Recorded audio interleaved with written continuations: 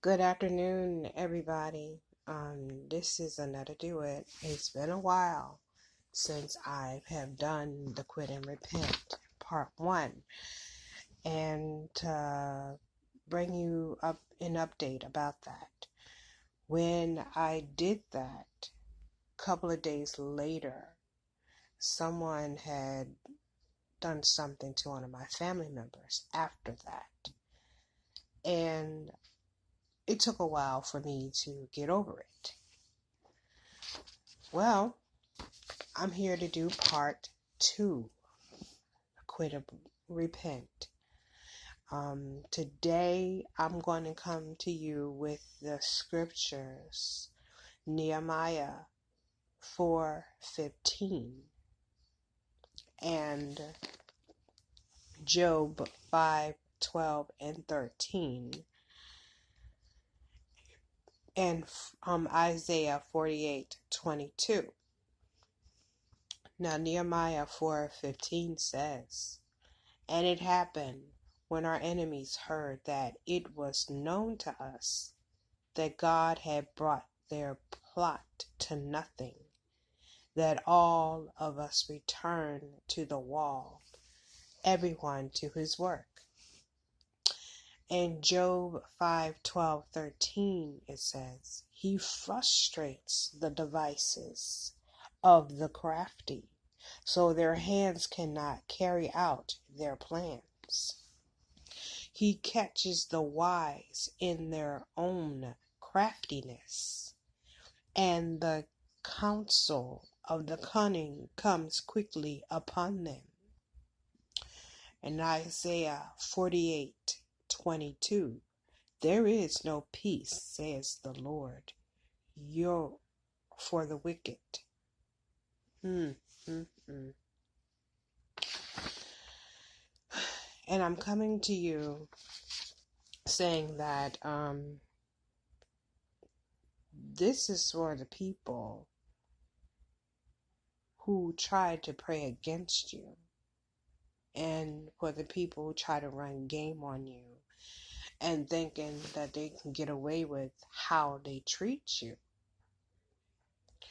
And coming from my experience, they got a heck of a reaping season coming to them.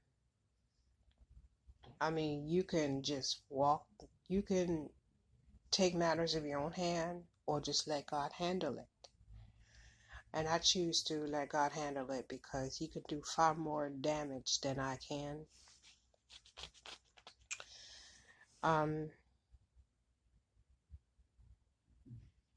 I was in a 9-year abusive relationship, and this serves a warning for men and women who are involved with people from third world countries. Be careful, because if they talk a second or third language and they only speak English to you, they're running game. You know, I've had the experience where I could be around this person that was a narcissist, and they would talk Haitian Creole or French around me, thinking, okay, that's fine, they're talking to their relatives. Not so. They were talking to another person they were cheating on me with. And another thing, you can have prophetic dreams with these people.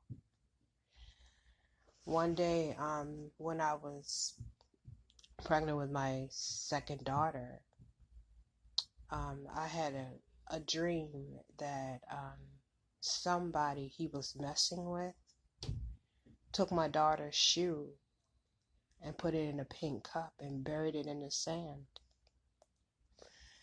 She did that because, and I got the interpretation through somebody else, and it was revelation.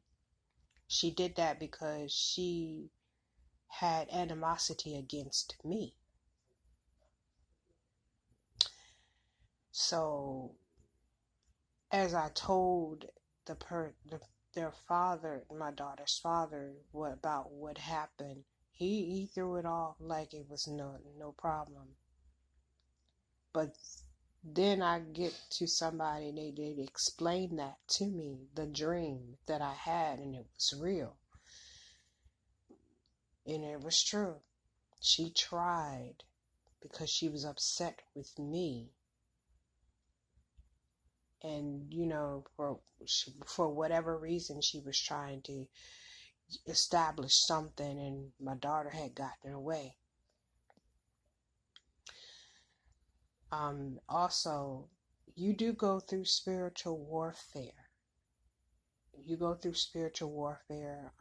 Sometimes you feel like you're caged in a box, or put in a cage, and you can't move left and right, and they're like they got a tight grip on you, and every time you try to make moves or try to do something positive, they just destroy the thoughts of you ever becoming better,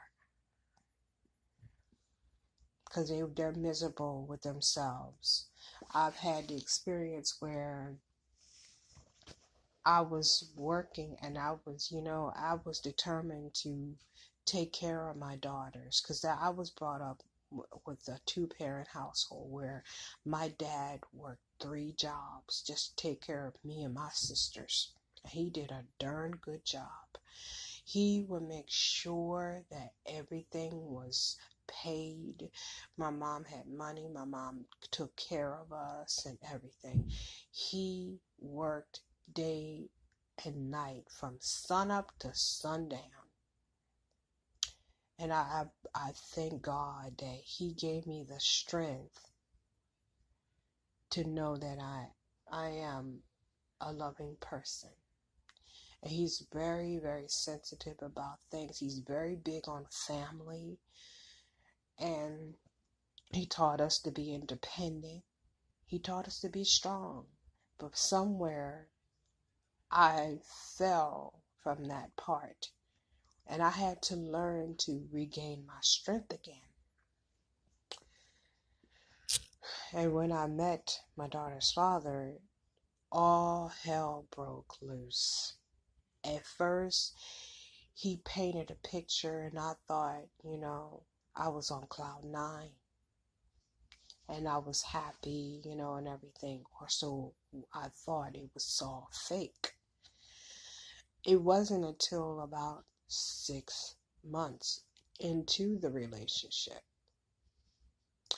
that he was cheating on me.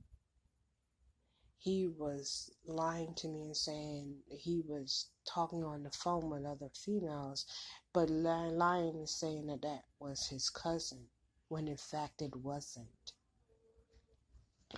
I was in school at the time for a pharmacy tech. And I was happy. I felt like I found the one. I felt like, my children, my sons finally have a male figure to teach them how to be a real man. But it wasn't so. Next thing I know, this female that he's cheating on me with, she was calling me, telling me all the details, telling me, okay, what they do and what they don't do, and how they had arguments and all this other crap. And he's telling me one thing, she's telling me another. One day she put me on 3-way, and the truth came out. He didn't know. He knew that I was on the other one, but I didn't say anything because he was trying to pick his words carefully. Well, I left that on. Well, he left, and he left, and come to find out it was other females he was messing with. So I decided to move to another county because I was tired. I was letting people stay with me, and it was a disaster. The people in my neighborhood, they just did not like me at all, or my kids. So I had to leave. I had to go somewhere where I could find peace of mind. And I did that. So when I moved there, once again, we meet up again, and come to find out, he moved that girl down the same place or the same county where I was. And he lived with her. He actually lived with her. And then how convenient, it was right across of where he lived at with his family. He didn't tell me all of that. And she calls me again and tells me everything, the rundown, how he beat on her, how he cheated on her, and how he was up there going from state to state, and he was messing with this other female and stuff. And I later found out that he was engaged to this girl. And it's like every woman that he cheated on me with was either an African or an island woman. Okay? And I was just the American one, the meal ticket. So I'm broken. I'm already broken, and I don't know why I went back, but I did. And, I actually really did love this person, and love just wasn't enough. Love was not enough. Then it got to the point that my job was acting crazy. They would not schedule me. Until the point that I was homeless for 6 months. And he disappeared. So then me and my sons, we go into a shelter.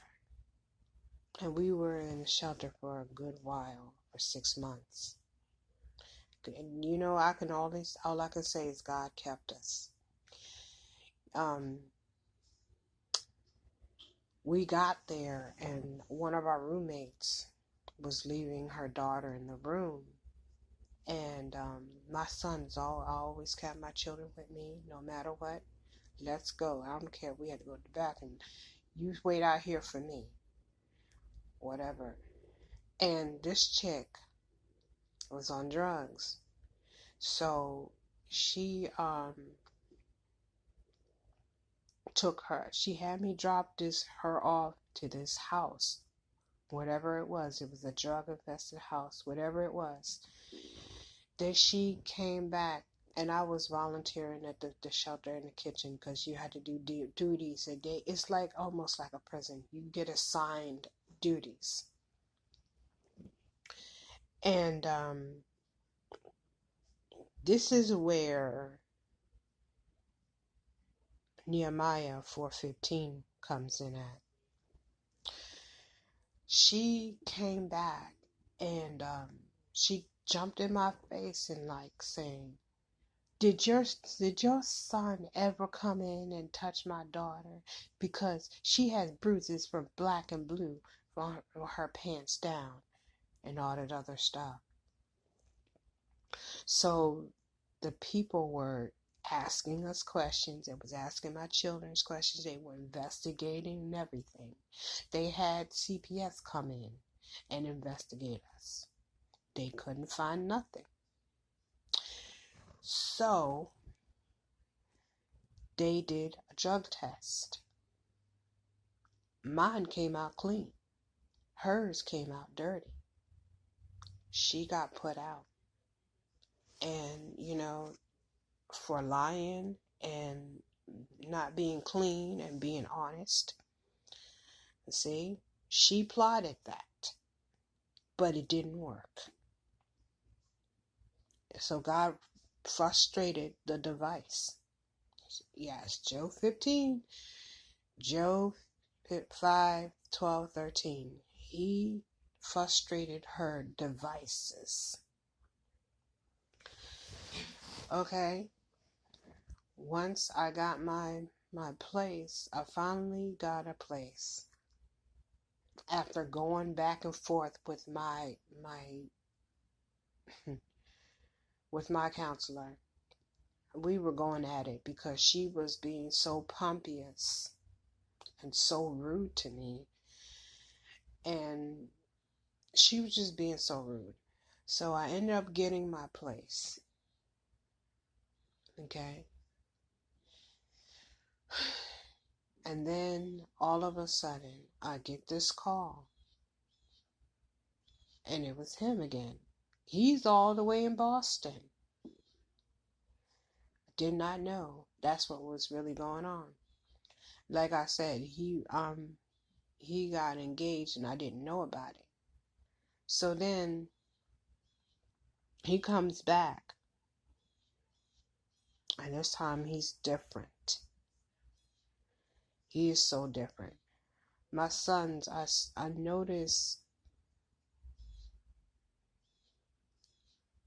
he was trying, I don't know, my sons just, the mood started to change little by little, but I wasn't sure. So then I'm going to work.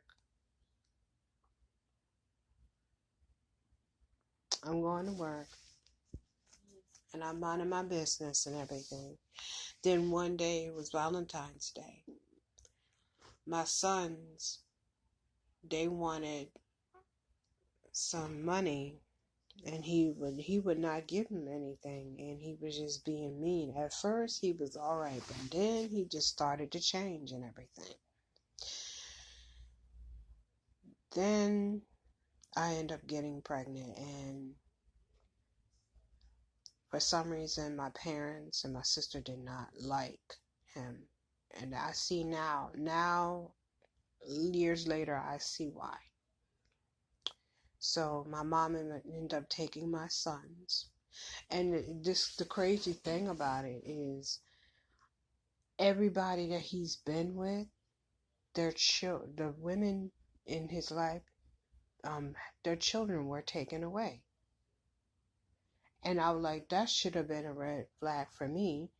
Then when we goes to court, I find out he had a history of domestic violence. And I did not know that. So then, shortly after that, I find out that he's talking to somebody on the phone. So I goes through there, and I had to, you know what, I was so tired. And I told her the truth. I told her who I was and everything. He had her thinking that he was being good and he was being faithful and everything. So when I talked to her, she was like, oh my God, we were supposed to be married. We're supposed to be getting married next year. I was like, wait a minute. He never told me about you.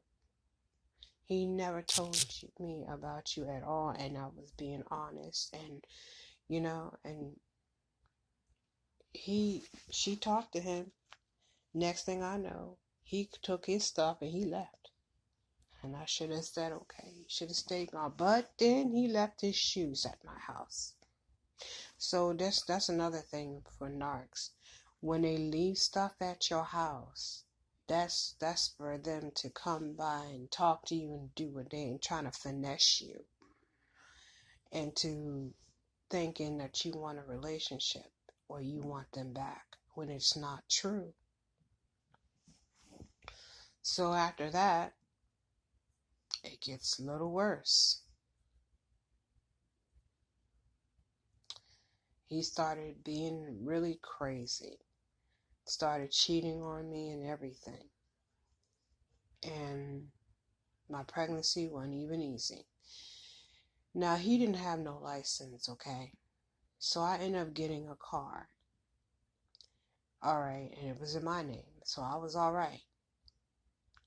Not one time was I able to use it And mind you, I've just lost my job and whatever. I wasn't able to use my own car, only when I needed to use it. So one day he goes to his little favorite neighborhood and somebody hit the car, and then they got this check that a check came in my name, right? So here I am. I cashed a check thinking that okay, and my birthday was coming up, and I thought he would give me something for my birthday. No, do you know he took that money, goes to the neighborhood, throw a little party, and mind you, he don't have nothing, no license, no nothing. I was pissed. Then another situation. I told him that I needed a car because he said he was going to sell the car. I said, no, I need a transportation. No, he sells it to his friend. And do you know his friend never changed that car over to his name? So he was driving around the car with my name on the car. But you sold the car. Don't make no sense. I don't know what happened to that car. That car may have gotten destroyed or whatever. But I had to pay $1,200 for that. Okay. I had my daughter. No, before that, we let a friend stay with us. His friend was very pleasant, but he, never paid, his half of the rent but he brought food in. That's all I can say. He did bring food in the house, which was fine. Okay. But then he decided to throw him out. And I don't understand what was the cause for all of that. Okay, now I move. I always kept nice things in my house. I've always kept nice things. And for some reason, when I asked them to make sure I have everything out of this house, please have him sent to my house. No, he didn't. I had some good things left behind because he was jealous because he didn't have nothing. He does not have anything decent. So he felt like I should lose stuff too. That's okay. So we get to the new place. Now, here's where it really gets crazy. He was being really, really rude and nasty. Okay, so my daughter was about 2 months old. And I decided to go get a job, which I did. And my job was union, so they took out a certain percentage of your check, which really wasn't much. But somebody had blessed me with a crib for her. One of his friends got a stroller for her. So while I was working, I said, okay, nobody has money for diapers. He don't have a job to buy diapers and everything. So I'm up here, I'm buying milk for the baby, I'm buying food, I'm buying clothes, and I'm buying shoes for her. Okay? Every time I got money, I got a case of diapers and a case of wipes. And that's always given. And maybe a book or a toy or something for her.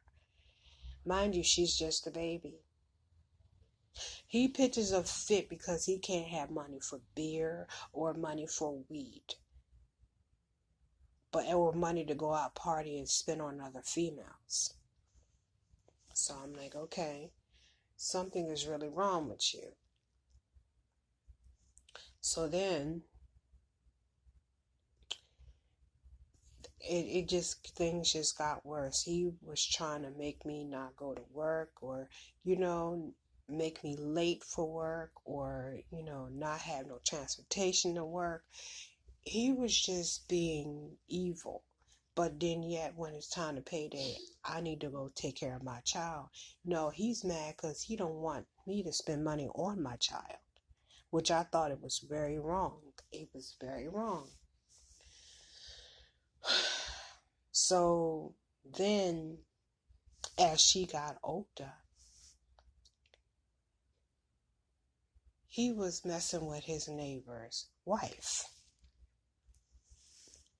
I did not know until I read the text message when she was saying, "Is your baby mom home? I'm trying to get some," and all this other crap. And yeah, she did that. She texted that. And she thought it was okay to come around when I wasn't at home. And then one day I came home, and it was like 11 o'clock, around 12 o'clock. Why was she standing on my deck hollering about, "Man, what the F? No, you don't have no business over here. You have a husband, you better learn to please him. Do not come here trying to mess up everything and other people's homes and stuff." After that, I lost respect for her, and I lost respect for him. Definitely for him. Then, come to find out, he had other women in my house, and they were stealing from me. And he was a thief as well. Yeah, they were stealing from me. And this one particular one, I can't stand her from the day, but God forgive me. One day, I was pregnant with my second daughter, and this is when I had a dream about the pink cup and the shoe. And I also had a dream about him, like I was walking around a corner and he was talking to a woman in French. So that's when I knew my dreams are talking to me. Because when I was pregnant with my second daughter, I've always seen things in the prophetic realm. So I know my daughter's prophetic. And then one day I was coming home from work. I also had a truck. I had a Lincoln Navigator at the time. And he claimed and swore up and down that it wasn't in working order. But why you driving your little hose around? I mean your harlots around. Let's get that straight. Your harlots around. Okay. Instead of doing the right thing. So one day I was like 2 months pregnant. This is when I just found out. He asked to borrow my phone because his phone was broke. Okay. So here I am. I said, all right, I'm thinking nothing of it. I thought nothing of it. Okay. Mind you, I thought nothing of it. And